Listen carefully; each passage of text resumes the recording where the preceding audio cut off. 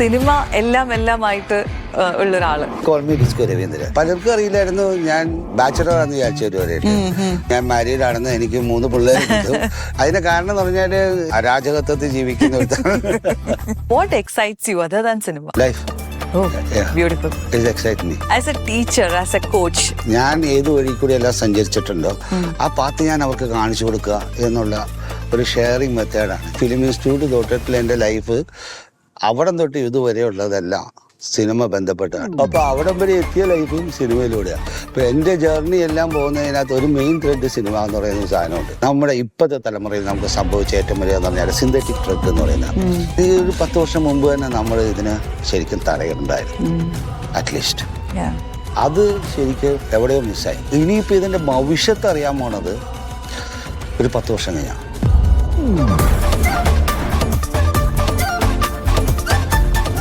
നമസ്കാരം, welcome to off script.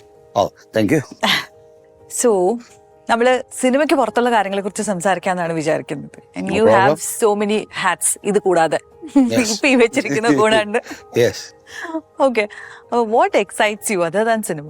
Life. Oh, beautiful. It excites me and I enjoy my life. Okay, അതെങ്ങനെ explore ചെയ്യാനാ ഇഷ്ടം? See, like, there are 2 ways, in fact, and you can explore the way of mind and the way of the body. Okay. So, you explore intellectually and emotionally. So, like, cinema is my passion, and there are a lot of physical activities. And most of the role in action oriented. Yes. I dance, I enjoy, So they call me Disco Ravindran. But the other side of me, actually, I am more into academical things. So there's a both part, it's actually opposite part, but that is life. Yeah. Okay, it's like an in and out. So I enjoy and I float, I explore. Okay, so ഞാൻ അങ്ങനെ happy ആയിട്ട് ജീവിക്കുന്നു. As A teacher, as A coach, coach of movie അല്ലെ, acting? I'm actually, I'm a guide. Okay. I guide people actually, I guide people, the path which I gone. Okay. ഞാൻ ഏത് വഴി കൂടി എല്ലാം സഞ്ചരിച്ചിട്ടുണ്ടോ ആ പാത്ത് ഞാൻ അവർക്ക് കാണിച്ചു കൊടുക്കുക എന്നുള്ള ഒരു ഷെയറിങ് മെത്തേഡാണ് ഞാൻ. See, now actually teaching is not necessary. Sharing information is more important actually. മനസ്സിലായില്ലേ? Because this is the third wave. Like Alvin Toffler said actually, like the first wave was actually agriculture wave. The second wave was industrial wave. The third is information. So the information actually, to share. As much as you share, you gain share information again. Okay. അപ്പൊ അതുകൊണ്ട് നമ്മൾ sharing എന്ന് പറയുമ്പോഴായിരിക്കും അതിന് ഏറ്റവും നല്ല ഉചിതമായ word. Yes, I share my the informations which I have gathered.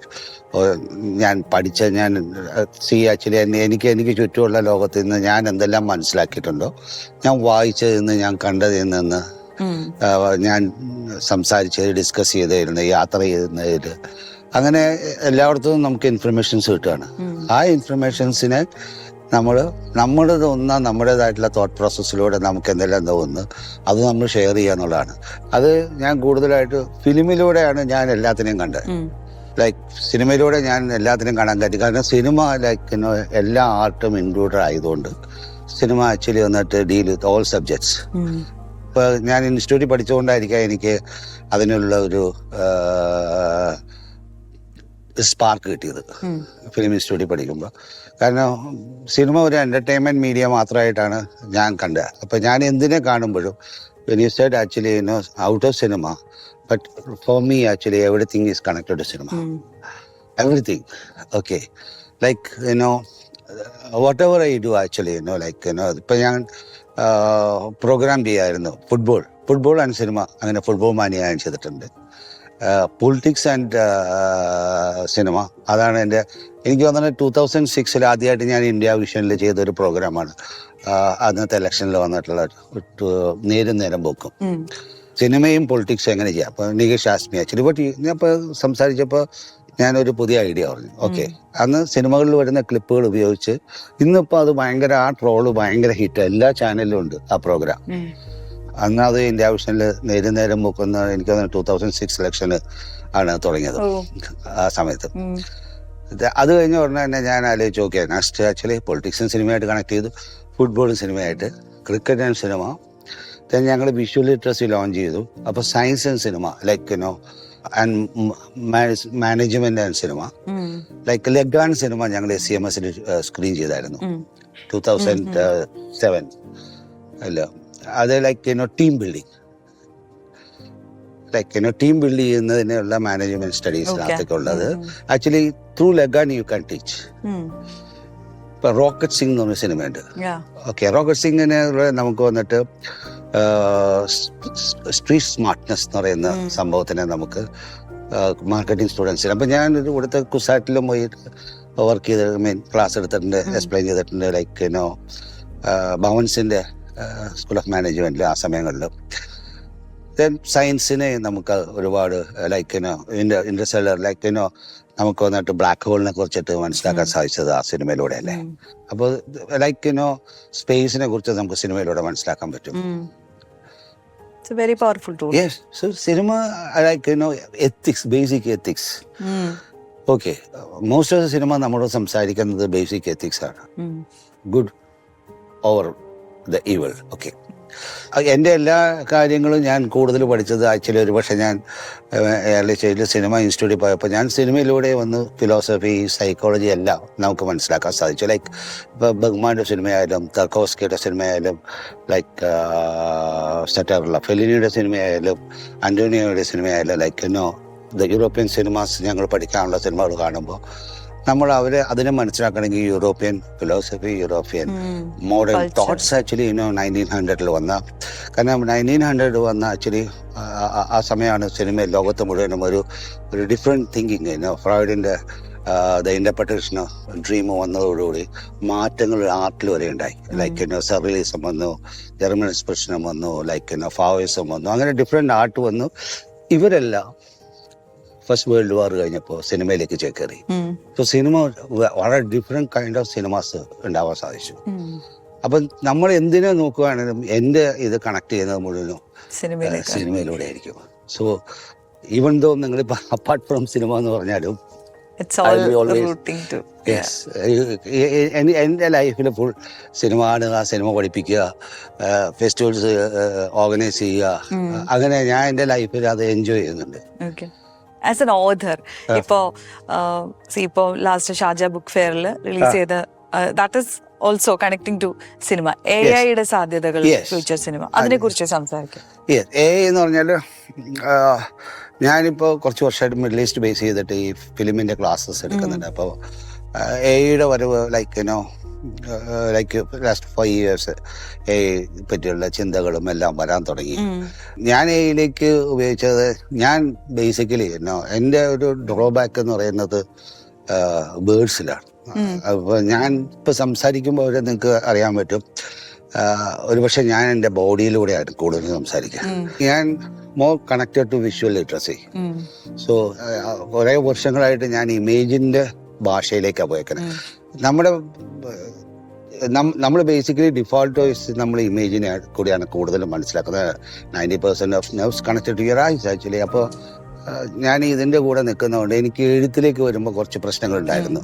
അങ്ങനെ നല്ല ഇമെയിലുകൾ ഡ്രാഫ്റ്റ് ചെയ്യാനായിട്ടും അതേപോലത്തെ ചില ലെറ്റേഴ്സ്, ഒഫീഷ്യൽ ലെറ്റേഴ്സൊക്കെ ഡ്രാഫ്റ്റ് ചെയ്യാനായിട്ട് അങ്ങനെ ഞാൻ ഈ പറയുന്ന AI-യിലേക്ക് കയറിയത്. പക്ഷേ AI-യുടെ സാധ്യതകൾ അപ്പോൾ അങ്ങനെ പതുക്കെ നമ്മളെ അങ്ങനെ ദിവസവും അതിലേക്ക് കൂടുതലേക്ക് ആകർഷിച്ചുകൊണ്ടിരുന്നു. അങ്ങനെ ഞാൻ ഒരുപാട് AI-യെ കുറിച്ചിട്ടുള്ളതിന് നമുക്ക് വന്നിട്ടുള്ള റിസർച്ച് ചെയ്യുകയും കാര്യങ്ങൾ ചെയ്യുകയും, കാരണം ഞാൻ പുറത്ത് പഠിക്കുമ്പോൾ അവിടെ എല്ലാം ഇതിൻ്റെ ചോദ്യങ്ങൾ വരും നമുക്ക് കണക്ട് ചെയ്യുമ്പോൾ. അപ്പോൾ നമ്മളത് ആൻസർ ചെയ്യാനായിട്ട് നമ്മൾ പഠിച്ചുകൊണ്ടിരുന്നതായിരുന്നു. ഒരു 2003 ഞാൻ വന്നപ്പോൾ മിഡിൽ ഈസ്റ്റിൽ നിന്ന് ഇവിടെ വന്നപ്പോൾ ഞാൻ 1 മാസം സുഖമില്ലാതെ കിടന്നു. അപ്പം ഞാനിങ്ങനെ വിചാരിച്ച് ഞാൻ കളക്ട് ചെയ്തേക്കുന്ന എൻ്റെ അറൗണ്ട് 12,000 GB മെറ്റീരിയൽസ് എൻ്റെ കയ്യിൽ പവർ പോയിന്റ് നോട്ട്സൊക്കെ ആയിട്ട്. അപ്പം അതിൽ നിന്ന് AI-യുടെ മാത്രം എടുത്ത് ഞാൻ കുറേയും കൂടി സ്റ്റഡി ചെയ്യാൻ നോക്കിയപ്പോൾ ഐ തോട്ട് ഞാനതൊന്ന് ഒരു സിലബസ് ആയിട്ട് ഓർഗനൈസ് ചെയ്യാനായിട്ട് ആദ്യം ശ്രമിച്ചു. അങ്ങനെ 2003 ആയപ്പോൾ അത് ആ സിലബസ് ആക്കി മാറ്റിയത്. അങ്ങനെ ChatGPTയും ലൈക്ക് ബാർഡായിരുന്നല്ലോ ഒന്നുണ്ടായിരുന്ന ബിങ് ഒക്കെ ആയിട്ട് ഇരിക്കുന്ന ചാറ്റിലൂടെ വന്നപ്പോഴത്തേക്ക് ഒരു സജഷൻസ് ബ്രെയിൻ സ്റ്റോമിങ്ങിൽ വന്നു. ഈ ഇരിക്കുന്നത് ഓർഗനൈസ് ചെയ്തു. ഞാൻ അതിലിട്ട് ഓർഗനൈസ് ചെയ്തപ്പോൾ ലൈക്ക് എങ്ങനെ ഹ്യൂമൻ തോട്ട്സ് വരാൻ തുടങ്ങുന്ന കാര്യങ്ങളെക്കുറിച്ചൊക്കെ അതിനകത്ത് നമ്മൾ ഉണ്ടാക്കിയിട്ടുണ്ട്. കാരണം ലൈക്ക് മെട്രോപോളിസ് എന്ന് പറഞ്ഞ സിനിമയിലൊക്കെ വന്നിട്ട് അന്ന് 1925 വന്ന സിനിമയിലൊക്കെ ലൈക്ക് മെഷീൻ എങ്ങനെ വന്ന് ഹ്യൂമനെ കൺട്രോൾ ചെയ്യുന്നതൊക്കെ ആയിട്ടുള്ള സാധനങ്ങൾ ഉണ്ടായിരുന്നു പടങ്ങൾ. അപ്പോൾ ഈ തോട്ട് പുതുതല്ലെന്നും ഇത് പണ്ട് തൊട്ടേ മിത്തുകളിൽ ഉണ്ടായിട്ടെന്നും മെഷീൻസ് വെച്ചിട്ട് ഓപ്പറേറ്റ് ചെയ്യുന്ന കാര്യങ്ങളെല്ലാം വന്നിട്ട് ചൈനീസ്, ഈജിപ്ഷ്യൻ ഇതിനകത്ത് മിത്തുകളിലുണ്ട്. ഇതിനെയൊക്കെ വെച്ചിട്ട് നമ്മൾ ഈ സബ്ജക്റ്റിനെ പറയാൻ രസകരമായിട്ട് കാരണം ഈ സ്റ്റോറീസൊക്കെ നമ്മൾ കളക്ട് ചെയ്തിട്ടുണ്ടായിരുന്നു. So I organised. I thought actually then the suggestion popped up that why don't we make this as a book? So ഞാൻ അതിനൊരു ബുക്കാക്കി മാറ്റി. ബട്ട് 2003 ആയിക്കഴിഞ്ഞപ്പോൾ ഞാൻ അതിനെ പിന്നെ പ്ലേഗറിസം ചെക്ക് ചെയ്യാനായിട്ട് മാരിയം യൂണിവേഴ്സിറ്റി ഡീംഡ് യൂണിവേഴ്സിറ്റി കുട്ടിക്കാരൻ അവർക്ക് കൊടുത്തു. അവരത് തന്നെ പ്ലേഗറിസം ചെക്ക് ചെയ്ത് തിരിച്ചു തന്നു. അപ്പോൾ പ്ലേഗറിസം എല്ലാം അതെല്ലാം കറക്റ്റ് ചെയ്തു. പിന്നെ അപ്പോൾ 2004 ജാനുവരി ആയി. സോ അത് റൈറ്റ് ടൈമിൽ റിലീസ് ചെയ്യാമെന്ന് വിചാരിച്ച് ഞങ്ങൾ ഇരുന്നപ്പോഴാണ് 2004 ലാസ്റ്റ് ഇയർ നമ്മൾ ഷാർജ ഇന്റർനാഷണൽ ബുക്ക് ഫെയറിൽ ഇത് ലോഞ്ച് 2024 ആക്ച്വലി 23 ഇത് തീർത്തായിരുന്നു. ഇപ്പൊ 23 വരെയുള്ള ഞാൻ പറഞ്ഞ ChatGPT പോലെ അതുവരെയുള്ള എന്തെല്ലാം നടന്നിട്ടുണ്ടെന്നുള്ളതും അപ്പൻഡിക്സ് ഒക്കെ വെച്ച് നമ്മൾ വന്ന് കറക്റ്റ് ചെയ്ത് കൊണ്ടുവന്നൊരു അത് the future of cinema actually എന്ത് സംഭവിക്കും സിനിമയ്ക്ക് എന്ന് പറയുന്നതിന്റെ ഒരു കൺസെപ്റ്റാണ്. എങ്ങനെയൊക്കെ നമുക്ക് ഉപയോഗിക്കാം. ബേസിക്കലി ഒരു ഫിലിം പെർസ്പെക്റ്റീവിലാണ് അതിന്റെ എപ്പോഴും ഒരു കോൺസ്റ്റന്റ് ലേണർ ആണ്. നമ്മളെപ്പോഴും നമ്മളെ സന്തോഷിപ്പിക്കുന്ന ഒരു കാര്യം എന്ന് പറയുന്നത് ഇൻഫർമേഷൻസ് അല്ലേ, പുതിയ പുതിയ ഇൻഫർമേഷൻസ് നമ്മൾ വന്നിട്ട് അത് ഏത് രൂപത്തിലായാലും നമുക്ക് വന്ന് സന്തോഷം തരും. ഇപ്പൊ നമ്മൾ എന്തിനാ ഇവിടെ നിന്ന് വന്ന് ഇപ്പൊ ആൾക്കാർ എന്തിനാ ഊട്ടി വരെയും പോയിട്ട് വെളുപ്പാങ്കാലത്ത് തണുപ്പിന് 4 മണിക്ക് 5 മണിക്ക് എണിച്ചിട്ട് സൺറൈസ് കാണുക. So you see actually different colours and different thing. Actually there is a new information comes to you actually. അതിന് ആ ഒറ്റ ഫീലിംഗ് കിട്ടാൻ വേണ്ടി ഇവിടെ നിന്ന് പോയി 8 മണിയായാലും വന്ന് എണീക്കാത്തവൻ 4 മണി 5 മണിക്ക് എണിച്ച് ഈ തണുപ്പത്ത് പോയി അല്ല. Experience is actually exactly what actually the new informations are the informations coming to you in fact actually that's it. Travel ചെയ്യാൻ ഇഷ്ടമുള്ള ആളാണോ? ഞാൻ ട്രാവൽ ചെയ്യും. why not? ആ ട്രാവൽ എങ്ങനെയാ? അൺപ്ലാൻഡ് ട്രാവൽ ആണോ, വിത്ത് ഫ്രണ്ട്സ് ആണോ, or you are A solo traveller? എങ്ങനെയാ അതെങ്ങനെയാന്ന് പറഞ്ഞാൽ ഇതെല്ലാം സംഭവിക്കുന്നത് എന്നെ സംബന്ധിച്ചോളം അങ്ങനെ യാത്ര ചെയ്യാൻ വേണ്ടി യാത്ര ചെയ്യാറുണ്ടോ? അങ്ങനെയല്ല. ഞാൻ ആവശ്യമായിട്ട് തന്നെ ഞാൻ പർപ്പസ് തന്നെ ഉണ്ടാവും. ഞാൻ പോകുമ്പോൾ എന്തെങ്കിലും ഒരു കാരണം തന്നെ ഉണ്ടാവും. അപ്പോൾ ഓരോ സ്ഥലത്തേക്കും പോകാൻ ഇപ്പൊ കാനിപ്പോ നമ്മളൊരു ഫെസ്റ്റിവൽ അറ്റൻഡ് ചെയ്യാൻ പോകുന്നു. അപ്പൊ നമ്മൾ റൂട്ടൊക്കെ എടുക്കും. അപ്പോൾ ഞാൻ എന്ത് ചെയ്യും, അതിനോട് ചുറ്റിപ്പറ്റ ഇപ്പൊ ഞാൻ പറഞ്ഞുതരാം. അത് നടക്കുന്ന കാലമാണെങ്കിൽ ഞാൻ പിന്നെ 1 മാസം പാരീസിൽ താമസിച്ച് എല്ലാ മ്യൂസിയം കയറി കാണാൻ, ഐ മീൻ ലൈക്ക് പെയിന്റിങ് പഠിക്കാനായിട്ട്. അപ്പൊ അങ്ങനെ നമ്മള് അതിലൊരു പർപ്പസ് ഉണ്ടാവുക. ഞാൻ എപ്പോഴും ചെയ്യുന്ന അല്ലാതെ ഞാനൊരു വാഗബണ്ടല്ല. അല്ല, ഞാനല്ല. എന്റെ എല്ലാ യാത്രയിലും വന്നൊരു പർപ്പസ് ഉണ്ടാവും. അപ്പൊ ഞാൻ ഫ്രണ്ട്സുമായിട്ട് പോവുകയാണെങ്കിൽ ഞങ്ങൾ അത് എൻജോയ് ചെയ്യും. ഇപ്പൊ ഞങ്ങളിപ്പോ ചില സമയത്ത് ഞങ്ങൾ ഫെസ്റ്റിവൽസിൽ പോകുമ്പോൾ, ഡൽഹിക്ക് പോകുമ്പോഴും അതേപോലെ ഗോവയ്ക്കൊക്കെ പോകുമ്പോൾ ഒരുമിച്ച് പോകും. അപ്പൊ ആ യാത്രയും നമ്മൾ എക്സ്പീരിയൻസ് ചെയ്യും. തിരിച്ചു വരവും നമ്മൾ അതിനെ എൻജോയ് ചെയ്ത് വരും. അപ്പൊ അങ്ങനെ അത് പഠിക്കുന്ന കാലത്ത് തൊട്ട് തന്നെ അങ്ങനെ ഉണ്ടല്ലോ. നമ്മളിപ്പോ എന്തിനാ നമ്മളൊരു ടൂർ പോകുന്നത്, കൂട്ടമായിട്ട് വന്നിട്ടില്ല ക്യാമ്പസ് ടൂർ ഉണ്ടാകുമ്പോൾ അതിന്റെ ഒരു എൻജോയ്മെന്റ് വേറെയാണല്ലോ. അപ്പൊ നമ്മൾ തനിച്ച് ട്രാവൽ ചെയ്യണമെന്നൊന്നും എനിക്ക് വലിയ നിർബന്ധമൊന്നുമില്ല. ഞാനൊരു ലൈക്ക് അങ്ങനത്തെ ഒരു സോളോ ട്രാവലർ ഒന്നും അല്ല. പക്ഷെ ഒറ്റയ്ക്ക് യാത്ര ചെയ്യേണ്ടടുത്ത് ഒറ്റയ്ക്ക് യാത്ര ചെയ്യും, ഇത്രേ ഉള്ളൂ. ഈ ഒരു ജേർണിയിൽ ഒരു definition of success over the years ഇങ്ങനെ മാറിയിട്ടുണ്ടോ? What you consider as a success? അതെന്താ അറിയാമോ, സീ ലൈക്ക് സക്സസിനേക്കാളും കൂടുതൽ വെദർ യു ആർ നിങ്ങളുടെ ആഗ്രഹങ്ങൾ സാറ്റിസ്ഫൈഡ് ആയിട്ടുണ്ടോ ഇല്ലയോ എന്നുള്ളതല്ലേ, അതുണ്ട് എനിക്ക്. ലൈക്ക് ഞാൻ ഇവിടെ നിന്ന് പോകുമ്പോൾ എനിക്ക് എൻ്റെ യാത്രയിലൊന്ന് അത് തന്നെ ഒരു യാത്രയല്ലേ. ഞാൻ ഇൻസ്റ്റിറ്റ്യൂട്ടിൽ പഠിക്കുമ്പോൾ എൻ്റെ ആഗ്രഹം എന്തായിരുന്നു, ഒരു ദിവസം ഞാൻ സ്റ്റാർ ആയിട്ട് നിൽക്കണമെന്ന്, അല്ലേ? അത് ഞാൻ ആയിട്ടുണ്ട്. അത് കഴിഞ്ഞപ്പോൾ എൻ്റെ ആഗ്രഹം കഴിഞ്ഞു. അതിൻ്റെ അത് ടു ഏർലി വന്നതായിരുന്നു എനിക്കുണ്ടായ പ്രശ്നം എന്നേ ഞാൻ കാണുള്ളൂ ശരിക്കും. ഇപ്പം എല്ലാവരും ചോദിക്കും, അപ്പോൾ പിന്നെ ഞാൻ അതിനെ അല്ല ഞാൻ നോക്കിയിരുന്നത്, അത് കഴിഞ്ഞു. അപ്പൊ അടുത്തതിലേക്കാണ് ഞാൻ പോയത്. ഇപ്പൊ ഞാൻ എൻ്റെ ഇതിലേക്ക് ലൈഫിൽ അങ്ങനെ വന്ന് ഞാൻ പെട്ടെന്ന് പപ്പടോസം തപ്പുസ് കഴിഞ്ഞപ്പോൾ ഞാൻ നിർത്തി അടുത്തതിലേക്ക് കയറി. അവിടെ വന്നത് ഞാൻ പോയത് സിമെന്റ് സ്റ്റീൽ വിൽക്കാനാണ്.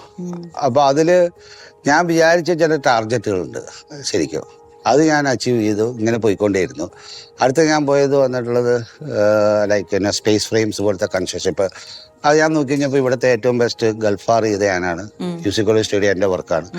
ഈ കേരളത്തിലെ പെട്രോൾ ബങ്കുകളിൽ അന്ന് റൂഫ് ഇല്ല. അപ്പൊ അതിന് ആദ്യത്തെ സ്പെസിമെൻ തിരുവനന്തപുരത്തെ ബേക്കറി ജംഗ്ഷനിലെ സാധനം ചെയ്ത മറ്റേ കനോപ്പി ചെയ്തത് ഞാനാണ്. തുഞ്ചമ്പലൊക്കെ ഇത് തിരൂര് തുഞ്ചമ്പറമ്പില്ലേ അവിടുത്തെ കൂത്തമ്പലം. അപ്പൊ ഞാൻ അത് അടുത്ത പിന്നെ എന്താ പറഞ്ഞു കഴിഞ്ഞാൽ അപ്പൊ ഓക്കെ ഫൈൻ ഗുഡ്, അടുത്ത കോതാട് പള്ളി, അങ്ങനെ പലതരം സ്പേസ് ഫ്രെയിംസ് ലൈക്ക് എനിക്ക് ഞാൻ IIT ആയിട്ടും അണ്ണാമല യൂണിവേഴ്സിറ്റി ആയിട്ടും അതേപോലെ ടാറ്റ റിസർച്ച് സെൻ്റർ ആയിട്ടും സ്ട്രക്ചർ റിസർച്ച് സെൻ്റർ ഒക്കെ ആയിട്ട് ചേർന്നുകൊണ്ടാണ് ഞാൻ ഈ പ്രോജക്റ്റ് ചെയ്തിരുന്നത്. എല്ലാ സയൻറ്റിസ്റ്റുകളായിരുന്നു. അപ്പം ഞാൻ ഇവിടുത്തെ ഇന്ത്യൻ കോൺക്രീറ്റ് ഇൻസ്റ്റിറ്റ്യൂട്ട് കൺവീനറായി. അതിന് എനിക്കൊരു വാൽ എഞ്ചിനീയറിംഗ് ഇല്ലാത്തതുകൊണ്ട് അവരുടെ ഇതിലൂടെ ഞാൻ വേൾഡ് ഓഫ് കോൺക്രീറ്റ് USA ഒരു കൺസ്ട്രക്ഷൻ മാനേജ്മെന്റ് ഒരു മാസ്റ്റർ സർട്ടിഫിക്കറ്റ് ഒരു പ്രോഗ്രാം ചെയ്തു കോഴ്സ്. സോ നെക്സ്റ്റ് എൻ്റെ ഇത് അടുത്തതെന്ന് പറഞ്ഞാൽ ഞാൻ പിന്നെ വന്ന് വിട്ടത് ലൈക്ക് സ്ട്രീറ്റ് ഡ്രാമാസ് പഠിപ്പിക്കാൻ പോകുമായിരുന്നു. അത് കഴിഞ്ഞ് ലൈക്ക് ഫിലിം ഫെസ്റ്റിവലിലേക്ക് എത്തി.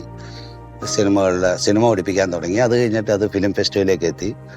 അങ്ങനെ like once you have a target, ആ ടാർഗറ്റ് എനിക്ക് വലിയ വലിയ ആഗ്രഹങ്ങളൊന്നും ഇല്ലാത്തതുകൊണ്ട് ആ ടാർഗറ്റിൽ എത്തുക എന്നുള്ളത് മാത്രമാണ് ഞാൻ നോക്കിയിട്ടുള്ളൂ. അപ്പൊ എനിക്ക് ഓരോ വശവും വന്ന് ഞാൻ അടുത്തേക്ക് മാറുമ്പോൾ ഈ വശം കഴിഞ്ഞല്ലോ. അപ്പൊ അത് എന്നെ സംബന്ധിച്ചോളം അത് വിട്ടുപോകുന്നതിനൊന്നുമല്ല. കാരണം ഞാൻ എല്ലാം ഇന്റർ റിലേറ്റഡാ, വേറെ ഒന്നിലേക്കല്ല ഞാൻ ചാടുന്നത്. ഞാൻ പറഞ്ഞു എല്ലാം കണക്റ്റഡ് ആണ്. ആക്ച്വലി നിങ്ങൾ ഇത് കണ്ടു കഴിഞ്ഞാൽ ഈ ഫിലിം ഇൻസ്റ്റിറ്റ്യൂട്ട് തൊട്ടിട്ടുള്ള എൻ്റെ ലൈഫ് അവിടം തൊട്ട് ഇതുവരെ ഉള്ളതെല്ലാം സിനിമ ബന്ധപ്പെട്ടാണ്. അവിടം വരെ എത്തിയതും ഞാൻ ഒരുപാട് MGR സിനിമകൾ കണ്ടുകൊണ്ടിരുന്ന. അപ്പൊ അവിടം വരെ എത്തിയ ലൈഫും സിനിമയിലൂടെയാണ്. അപ്പൊ എൻ്റെ ജേർണി എല്ലാം പോകുന്നതിനകത്ത് ഒരു മെയിൻ ത്രെഡ് സിനിമ എന്ന് പറയുന്ന ഒരു സാധനമുണ്ട്. അപ്പൊ എൻ്റെ യാത്ര മുഴുവനും വന്ന് സിനിമ എവിടെയെങ്കിലും അതിങ്ങനെ ടച്ച് ചെയ്ത് ബട്ട് അതിൻ്റെ മറ്റൊരു വശത്തിലൂടെ ഞാൻ യാത്ര ചെയ്തിട്ടുണ്ട്, അത്രേ ഉള്ളൂ. അപ്പോൾ അതിൻ്റെ എല്ലാ വശങ്ങളിലൂടെ നമ്മൾ നിൽക്കുന്നു. മേ ബി ഞാനിപ്പോൾ ഒരു ആക്ടറായിട്ട് വന്നു. അപ്പോൾ ആക്ടറാകുമ്പോൾ എന്താണ്, നമ്മൾ വിവിധ ക്യാരക്ടറായിട്ട് മാറുകയാണ്, അല്ലേ? ഡിഫറെൻറ്റ് ലൈഫ് ജീവിക്കുകയാണ് ആ കഥാപാത്രമായിട്ട് വരുന്ന സമയത്ത്. അപ്പോൾ നമുക്ക് കിട്ടുന്ന നമ്മളൊരു കഥാപാത്രമായിട്ടല്ല ജീവിക്കുന്ന ജീവിതത്തിൽ. അപ്പോൾ നമുക്ക് അതേപോലെ തന്നെ നമുക്ക് ജീവിതത്തിനകത്തേക്ക് ഡിഫറെൻറ്റ് എക്സ്പീരിയൻസിലൂടെ പോകുന്നതിനകത്ത് എന്താ തെറ്റുള്ള, അല്ലേ? ഞാൻ പറഞ്ഞ കിട്ടിയ ഓപ്പർച്യൂണിറ്റി ഞാൻ യൂസ് ചെയ്യാൻ, അത്രേ ഉള്ളൂ. ഞാൻ എന്നെ സംബന്ധിച്ചോളം ഞാൻ അത്ര കിട്ടിയ ഓപ്പർച്യൂണിറ്റി നമ്മൾ യൂസ് ചെയ്യുക. അത് കിട്ടിയ ഭാഗ്യത്തിനെ ഞാൻ യൂസ് ചെയ്തു. എനിക്ക് ഞാൻ നോക്കുന്നത് പറഞ്ഞാൽ ലക്കി ആയിട്ട് ഞാൻ എന്നെ ഫീൽ ചെയ്തു. ഞാനൊരു സ്ഥലത്ത് പോയിട്ട് അതിനകത്തേക്ക് അതിൻ്റെ ഒരു ലൈറ്റ് കാണാതെ ഞാൻ തിരിച്ചു പോന്നിട്ടില്ല. അപ്പൊ അതിനകത്ത് ലക്കല്ല, ഹാർഡ് വർക്ക് ഭയങ്കര നമ്മുടെ ജോബാണ്. ഹാർഡ് വർക്ക് ഞാൻ പറഞ്ഞാൽ അത് നമ്മൾ ഹാർഡ് വർക്ക് എന്ന് ഞാൻ ഒരിക്കലും അതിനെ പറയില്ല. See when you work with passion you wouldn't know that how much effort you are doing, അല്ലേ? സോ ഞാൻ അതിനെ ഒരിക്കലും ഒരു ഹാർഡ് വർക്ക് എന്ന് ഞാൻ ഇതുവരെ കണ്ടിട്ടില്ല, എനിക്ക് കാണാനും പറ്റിയിട്ടില്ല. എല്ലാവരും പറയുമ്പോഴത്തേക്കും ഞാൻ പറയും ഹാർഡ് വർക്ക് എന്ന് നിങ്ങൾ പറയുമ്പോൾ നിങ്ങൾ ആ വർക്കിനെ കാണുന്നുണ്ടാ. ഞാൻ ചെയ്യുമ്പോൾ ഞാൻ വിത്ത് പാഷനാണ്. അപ്പൊ എനിക്ക് അതിനെ ഞാൻ ഒരിക്കലും ഹാർഡ് വർക്ക് എന്ന് പറയില്ല. I worked. That's all. Okay. Yes. Cinema എല്ലാമായിട്ട് ഉള്ളൊരാള്. സോ എങ്ങനെയാണ് ചുറ്റുമുള്ള അതർ റിലേഷൻ, നമ്മുടെ ഇന്റർപേഴ്സണൽ റിലേഷൻഷിപ്പില് അതെങ്ങനെയാ റിഫ്ലക്ട് ചെയ്യുന്നത്? How do you spend time with dum? With what actually relationships, നമ്മുടെ ചുറ്റുമുള്ള സുഹൃത്തുക്കളായിക്കോട്ടെ, സിനിമയ്ക്ക് പുറത്തുള്ള ഫാമിലി. പൊതുവെ ആക്ച്വലി ഞാനും ഞങ്ങളൊക്കെ എപ്പോൾ നോക്കിയാലും അവര് പറയാറുണ്ട് ഞാൻ ഭയങ്കര ഹാപ്പി ഗോ ലക്കി ഫെല്ലോ ആയിട്ടാണ് എന്നെ എല്ലാവരും കാണുന്നത്. ആ ചിലപ്പോൾ അവർക്ക് തോന്നി ഇപ്പോൾ ഞാൻ ചിലപ്പോൾ വളരെ സില്ലി പേഴ്സൺ ആണെന്നല്ല, ലൈഫ് റൂട്ട് സീരിയസ് അല്ലാതെ പോണവരാണെന്ന് തോന്നുന്നവരും ഉണ്ട്. അപ്പൊ അവര് ഇവനിങ്ങനെ ഉഴപ്പി ജീവിക്കുകയാണെന്ന് പറയും. പലർക്കും അറിയില്ലായിരുന്നു ഞാനൊരു ബാച്ചലറാന്ന് വിചാരിച്ചവര് വരെയുണ്ട്. ഇങ്ങനെ പോകുമ്പോ ഞാൻ മാരീഡ് ആണെന്ന്, എനിക്ക് 3 പിള്ളേരുണ്ട്. എൻ്റെ മോള് മസിബി, അവള് ഡോക്ടറാണ്. പലർക്കും അറിയില്ല. അപ്പൊ അതിന്റെ കാരണം എന്ന് പറഞ്ഞാല് എന്നെ കാണുമ്പോ എല്ലാരും വിചാരിക്കാൻ ലൈഫ് ഇങ്ങനെ അരാജകത്വത്തിൽ ജീവിക്കുന്ന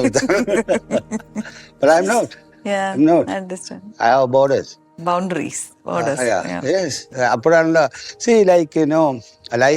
ഒരു ഗെയിമിന്റെ ബ്യൂട്ടി എപ്പോഴാണെന്നറിയാമോ? When there is rules. Okay, ഇപ്പൊ ഫുട്ബോൾ കളിക്കുന്നതിനകത്ത് ഒരു റൂൾ ഇല്ലെങ്കിലോ അത് നമുക്ക് ശരിക്കും എൻജോയ് ചെയ്യാൻ പറ്റില്ല, അല്ലേ? അതിനുള്ളിൽ വിത്തിൻ റൂൾ അതാണ്. അപ്പൊ അത് ഞാൻ വളരെ ബോധവാനാണ്. അത് ഓരോ ജനറേഷൻ അനുസരിച്ചിട്ട് ആ ബൗണ്ടറീസ് അതിനൊക്കെ ഡെഫിനേഷൻ മാറുന്നില്ലേ? അതിനെങ്ങനെ ഒബ്സർവ് ചെയ്യുന്നത്? അതെന്താ അറിയാമോ, അതെന്താ പറയാ, നമ്മള് കാഴ്ചപ്പാടുകളാ. ആക്ച്വലി നിങ്ങൾ നോക്കിക്കഴിഞ്ഞാല് ഇതൊന്നും മാറുന്നില്ല, മനസ്സിലായില്ലേ? ബട്ട് കാഴ്ചപ്പാടുകൾ മാറും. അത് കാഴ്ചപ്പാടുകൾ മാറാനുണ്ടാകുന്നതിന്റെ കാരണം എന്ന് പറയുന്നത് ഒരുപക്ഷെ ചിലപ്പോൾ ശരിയായ ചിലപ്പോൾ ചിന്തിക്കുന്നതുകൊണ്ടാവാം, അല്ലാതെയും വരാം. അതൊരു ടോട്ടലി നമ്മൾ പല കാര്യങ്ങളിലും അതിന് കാരണമായിട്ടുണ്ട്. ഒരു കാരണം എന്ന് പറയാൻ പറ്റില്ല. എന്തെങ്കിലും വഴിയിലേക്ക് വന്നിട്ടുള്ള അതിന് കാഴ്ചപ്പാടുകൾ വന്നിട്ട് അനുയോജ്യമല്ലാതെ മാറിയിട്ടുണ്ടെങ്കിൽ അതിന് എല്ലാവരും ഉത്തരവാദിത്തമാണ്. അതാണ് ഞാൻ പറയുന്നത്. അപ്പം അത് വളരെയധികം ശ്രദ്ധിക്കണം. ഇപ്പം ഞങ്ങള് ടോട്ടലായിട്ട് ഇപ്പം ഞാൻ ഏറ്റവും വളരെ സീരിയസ് ആയിട്ടുള്ള ഒരു വിഷയം ഞാൻ ഇവിടെ കാണുന്നതിനകത്ത് നമ്മുടെ ഇപ്പോഴത്തെ തലമുറയിൽ നമുക്ക് സംഭവിച്ച ഏറ്റവും വലിയ എന്ന് പറഞ്ഞാൽ സിന്തറ്റിക് ഡ്രഗ് എന്ന് പറയുന്ന ഈ മാരകമായ സംഭവത്തിൽ ഞങ്ങളൊരു 10 വർഷം 2015 ഞങ്ങളൊരു വലിയൊരു ബൈക്ക് റാലി നടത്തിയ, എറണാകുളത്ത് ഏറ്റവും കാണുന്ന ഒരു ബൈക്ക് റാലിയെ ഞാൻ അന്ന് ഉണ്ടാക്കിയതാണ്. കാരണം അന്ന് എനിക്കിത് സെൻസ് ചെയ്ത് വരാൻ തുടങ്ങുവാണെന്ന് പറയുമ്പോൾ തന്നെ ഞങ്ങൾ അതിനകത്തേക്ക് ഈ ബൈക്കേഴ്സിനെ എല്ലാം ഉൾപ്പെടുത്തിക്കൊണ്ട് എറണാകുളത്ത് നമ്മൾ നടത്തിയായിരുന്നു. അന്ന് ഈ ഒരു 10 വർഷം മുമ്പ് തന്നെ നമ്മൾ ഇതിന് ശരിക്കും തടയിടണ്ടായിരുന്നു, അറ്റ്ലീസ്റ്റ്. അത് അന്ന് അത്രയധികം പോപ്പുലർ അല്ലായിരുന്നു. പക്ഷെ ഇത് അങ്ങനെയാണ് ഇതിന്റെ കയറ്റം. എല്ലാ രാജ്യത്തും അങ്ങനെ തന്നെയാണ് ഇത് കയറിയേക്കണത്. അത് ശരിക്കും എവിടെയോ മിസ്സായി. ഇനിയിപ്പോ ഇതിന്റെ ഭവിഷ്യത്ത് അറിയാൻ പോണത് ഒരു 10 വർഷം കഴിഞ്ഞാൽ. ഒരു തലമുറേനെ മെജോറിറ്റി ഓഫ് ആൾക്കാരെ ഇത് പ്രശ്നത്തിലേക്ക് തള്ളിവിട്ടിട്ടുണ്ടെന്നുള്ളതാണ് സർവേസ് പറയുന്നത്. എനിക്ക് അത് മനസ്സിലാക്കേണ്ടിയിരിക്കുന്നു. നമ്മൾ കേൾക്കുന്നതാണത്. അപ്പൊ നമുക്കത് we are not sure about it. So this synthetic drugs actually വന്നിട്ടുള്ളത്, അതിന്റെ ഒരു ഡേഞ്ചർ, അത് ഒരുപാട് പ്രശ്നങ്ങൾ ഇപ്പൊ നിങ്ങൾ ഈ ചോദിച്ചേക്കുന്നത് അത് ഈ തലമുറയുടെ മാറ്റമല്ല, മനസ്സിലായോ? അത് ഒരിക്കലും വന്നിട്ട് തലമുറയല്ല. അവൻ നോർമൽ അല്ലാതെ ചെയ്യപ്പെടുന്ന പലതും അത് തലമുറയുടെ മാറ്റമല്ല, മനസ്സിലായോ? അത് ഇറ്റ്സ് എ ഡിഫറെന്റ് തിങ്. അത് ശരിക്കും നമ്മൾ സ്റ്റഡി ചെയ്യാത്തതിന്റെ ഒരു പ്രശ്നമുണ്ട്. അതാണ് നമ്മളെ ഏറ്റവും കൂടുതൽ നമ്മൾ ശ്രദ്ധിക്കേണ്ട ഒരു കാര്യവും. അല്ലെങ്കിൽ എല്ലാ തരത്തിലും എല്ലാവരും അതിനകത്ത് ഉത്തരവാദിയാണ്. എല്ലാവരും അതിനകത്ത് യെസ്, അതൊരു ഡേഞ്ചർ തന്നെയാണ്. അതൊരു ഡേഞ്ചർ എന്ന് പറഞ്ഞാൽ ഭയങ്കര ഡേഞ്ചറാണ് ശരിക്കും. ഒരുപാട് പേരെ അത് ബാധിച്ചിട്ടുണ്ട്. നമ്മളിങ്ങനെ യൂട്യൂബിലൂടെയും മറ്റതിലൂടെയും നമ്മൾ കാണുമ്പോൾ, സ്കൂൾ തലത്തിലേക്ക് വരുമ്പോൾ അവരാണ് ഈ അടുത്ത തലമുറ. അപ്പോൾ അവരുടെ ഒരു സ്റ്റാറ്റിസ്റ്റിക്സ് പ്രകാരം വന്ന് വളരെയധികമാണ് നമ്മളെ ഞെട്ടിപ്പിക്കുന്ന രീതിയിലേക്ക്. ഇതിനോടൊരു ഭയങ്കര ഡേഞ്ചർ. അങ്ങനെ പെട്ടെന്നൊന്നും ഊരിപ്പോരാൻ പറ്റില്ല.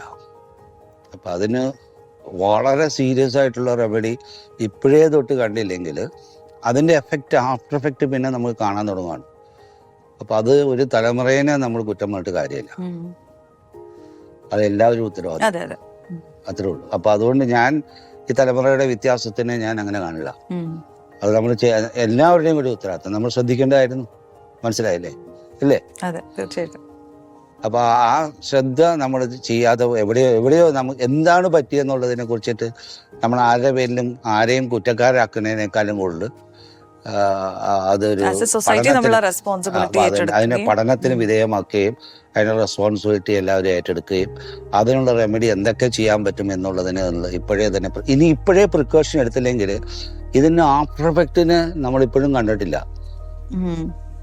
അതെ, ഇപ്പോഴും ചിന്തിച്ചിട്ടുണ്ടോ ഇപ്പൊ ചെയ്തിരിക്കുന്നിടത്തുനിന്ന് ഒരു കൺട്രോൾ ചെയ്താലും ഇതിൽ പെട്ടുപോയിട്ടുള്ളവരുടെ ഒരു 10 വർഷം കഴിഞ്ഞാൽ അല്ലെങ്കിൽ 5 വർഷം കഴിഞ്ഞാൽ അവർക്ക് വരാൻ പോകുന്ന വ്യത്യാസം എന്താണെന്ന് നമ്മൾ ശ്രദ്ധിച്ചിട്ടുണ്ടോ?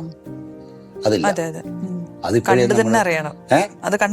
അല്ല, അതിനിപ്പോഴും പഠനമുണ്ടല്ലോ, നമ്മൾക്ക് അറിയാലോ എന്താ വരാൻ പോണേന്ന്. സയൻസിന് കറക്റ്റായിട്ട് കറക്റ്റ് ചെയ്യാനുണ്ടല്ലോ, അതിനകത്ത് പഠനങ്ങൾ ചെയ്തിട്ടുണ്ടല്ലോ. അപ്പൊ അതിനിപ്പോഴേ റെമഡി നമ്മൾ കണ്ടെത്തണ്ടേ, അല്ലേ? അതാണ് സംഭവിക്കാൻ പോണ. എങ്ങനെയാണ് ഇപ്പോൾ ആർട്ട് അല്ലെങ്കിൽ സിനിമ ലേണിംഗ് ഒക്കെ ലൈഫിൽ ലഹരിയാക്കിയിട്ടുള്ള ഒരാള് എന്നുള്ള നിലയ്ക്ക് എന്താണ് അപ്പൊ കണ്ടുകൊണ്ടിരിക്കുന്നവരോട് പറയാനുള്ളത്? ഹൗ ടു ഫൈൻഡ് ഔട്ട് അവർ ഓൺ ഒരു ഹൈ ലഹരി കണ്ടെത്താൻ? എക്സ്പ്ലോർ അതാണ്. എക്സ്പ്ലോർ ലൈഫ്, എക്സ്പ്ലോർ ഈ ചുറ്റിനുമുള്ള കാര്യങ്ങളെ നിങ്ങൾ എക്സ്പ്ലോർ ചെയ്യുക. മനസ്സിലായ? ബേസിക്കലി നമ്മൾക്ക് ഉണ്ടാവുന്ന ഏറ്റവും വലിയൊരു ശരിക്കും ഒരു സിമ്പിൾ തിങ്, ബട്ട് അതിനകത്ത് ഭയങ്കര അർത്ഥമുള്ളൊരു സംഭവമുണ്ട്. മനസ്സിലായോ? അതെന്ന് പറഞ്ഞാൽ അത്ഭുതം എന്ന് പറഞ്ഞൊരു സംഭവമുണ്ട്. നമ്മൾ പലപ്പോഴും വന്നിട്ടുള്ള അതിനകത്തേക്ക് ഇതിനെ എക്സ്പീരിയൻസ് ചെയ്യാൻ പറ്റുമ്പോൾ ആക്ച്വലായിട്ട് ഭയങ്കര വണ്ടറാണ് ശരിക്കും. വന്നിട്ട് അത്ഭുതത്തിന് വണ്ടർ ഭയങ്കര എക്സ്പീരിയൻസാണ്. നമ്മളെല്ലാത്തിനും അങ്ങനെ വരാതിരിക്കുമ്പോൾ നമുക്ക് എല്ലാത്തിനും വേണ്ടും പുച്ഛം തോന്നും. അവന് വണ്ടറില്ല, അവന് മനസ്സിലായ? വണ്ടർ എന്ന് പറഞ്ഞാൽ എല്ലാത്തിനും നമ്മളപ്പോ very good. So you are enjoying it. So the aesthetics of wonder. Thank you so much. That was a nice conversation. Okay. Thank you. Fine. So you're happy? Yes.